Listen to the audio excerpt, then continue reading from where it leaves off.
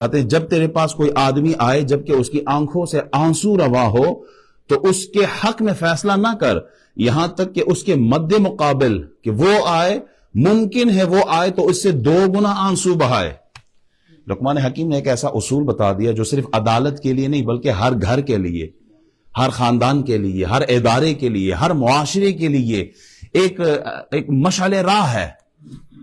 اگر آپ as a جج کوئی فیصلہ کرنے والے ہیں تو صرف ایک پارٹی کی بات سن کر اس کے حق میں فیصلہ نہ کر دینا، کیونکہ انصاف جذبات کو نہیں دیکھتا، انصاف ثبوت کو دیکھتا ہے، دلیل کو دیکھتا ہے۔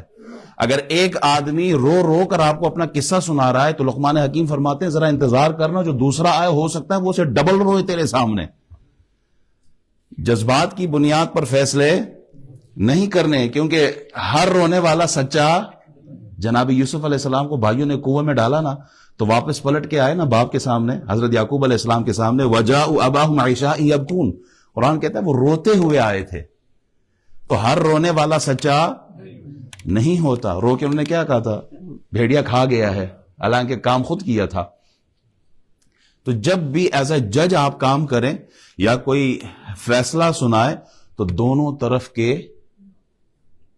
پارٹیوں کو سنا کریں، جو دعویٰ کرنے والا ہے اس کو بھی سنیں اور جس کے خلاف دعویٰ کیا گیا ہے اس کو بھی سنیں۔ اسلام کا مزاج ہے فیصلے جذبات پر نہیں، فیصلے انصاف پر ہو، عدل پر ہو۔ گھروں کے اندر جو رشتے ٹوٹتے ہیں نا، اکثر اس کے سبب کیا ہوتے ہیں کہ ایک کو سنا اور دوسرے کو سنا ہی کوئی نہیں، اور دونوں کے درمیان رشتہ ٹوٹ جاتا ہے اور فیصلہ ہو جاتا ہے۔ یہ غلط ہے، کیونکہ اگر فیصلہ کرنا ہے تو پھر دونوں کو سنا جائے۔